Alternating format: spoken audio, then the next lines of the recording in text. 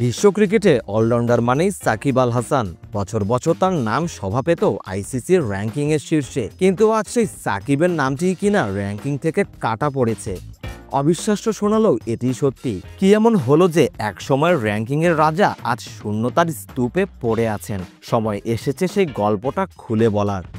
ক্রিকেটের র্যাঙ্কিং তালিকা কখনোই সহজ জায়গা নয়। এখানে শুধু ভালো পারফর্ম করলেই হয় না, ধারাবাহিকতাও থাকতে হয়। আর এই ধারাবাহিকতায় বিশ্ব ক্রিকেটে সাকিবের জায়গাটা ছিল একেবারেই আলাদা। সাকিবের ওয়ানডে র্যাঙ্কিংটাই দেখুন। 2009 থেকে 2023 পর্যন্ত 11টি বছর শেষ করেছেন শীর্ষ অলরাউন্ডার হিসেবে। টি-20তেও দাপট কম ছিল না। 2014, 15 এবং 2017, সেই সাথে সাম্প্রতিক সময়ের 2022 ও 2023 সালেও তিনি শেষ করেছেন 1 নম্বরে থেকে। আরেকটি ঐতিহাসিক মুহূর্ত এসেছিল 2015 সালে, যখন সাকিব একমাত্র ক্রিকেটার হিসেবে 3 ফরম্যাটেই একই সঙ্গে শীর্ষ অলরাউন্ডার ছিলেন। এমন রেকর্ডের ধারে কাছে এখন অবধি কেউ যেতেই পারেননি। কিন্তু আজ সাকিবের এই র্যাঙ্কিং সাম্রাজ্যের জায়গায় জায়গায় শূন্যতা। কি এমন হলো যে সাকিবকে এমন শূন্যতার স্তূপে পড়ে থাকতে হচ্ছে?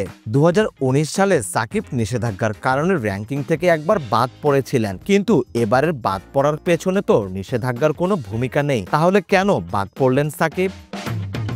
মূলত আইসিসির র্যাঙ্কিং তালিকা নির্ধারিত হয় বিশেষ কিছু নিয়ম ও অ্যালগোরিদমের ভিত্তিতে। এর প্রধান ভিত্তি হলো খেলোয়াড়দের সাম্প্রতিক পারফরম্যান্স, ম্যাচের পরিস্থিতি এবং খেলোয়াড়টি কতদিন ধরে খেলছেন তার উপর। কিন্তু যখন কোনো খেলোয়াড় দীর্ঘদিন খেলেন না, তখন র্যাঙ্কিংয়ের তালিকা থেকে তার নামটা স্বয়ংক্রিয়ভাবেই বাদ পড়ে যায়। আর সাকিবের ক্ষেত্রে এটাই মূল সমস্যা হয়ে দাঁড়িয়েছে। সাকিব টি-20 বিশ্বকাপ খেলে এই ফরম্যাট থেকেই কার্যত অবসর নিয়েছেন। তিনি নিজেই বলেছেন আন্তর্জাতিক টি-20 আর খেলছেন না, তাই স্বাভাবিকভাবেই এই ফরম্যাটের র্যাঙ্কিং থেকে সাকিবের নামটি কাটা গেছে। কিন্তু ওয়ানডে তো সাকিব এখনও খেলছেন, এখনও এই ফরম্যাট থেকে অবসর নেননি। তাহলে সাকিব ওয়ানডে থেকে কেন বাদ পড়লেন? সাকিবের ওয়ানডের ক্ষেত্রে মূল সমস্যা হলো তার দীর্ঘ অনুপস্থিতি। সাকিব সর্বশেষ ওয়ানডে খেলেছিলেন 2023 সালের নভেম্বরে দিল্লিতে শ্রীলঙ্কার বিপক্ষে। কিন্তু এরপর থেকে 1 বছর পেরিয়ে গেছে। আইসিসির নিয়ম অনুযায়ী 9 থেকে 12 মাসের বেশি কেউ খেলায় অনুপস্থিত থাকলেই তার নামটি অটোমেটিক্যালি সরিয়ে ফেলা হয়। এখন প্রশ্ন হলো, সাকিব কি আবারও র্যাঙ্কিংয়ে ফিরে আসতে পারবেন? সাকিবের নাম র্যাঙ্কিং থেকে বাদ পড়া মানেই কিন্তু তার ক্যারিয়ার শেষ নয়। সাকিব এমন একজন খেলোয়াড় যিনি সবসময় ফিরে আসার গল্পই লিখেছেন। নিষেধাজ্ঞার পরেও তিনি আগের দাপট নিয়ে ফিরে এসেছিলেন। এবারও হয়তো তেমন কিছুই দেখবে ক্রিকেট বিশ্ব।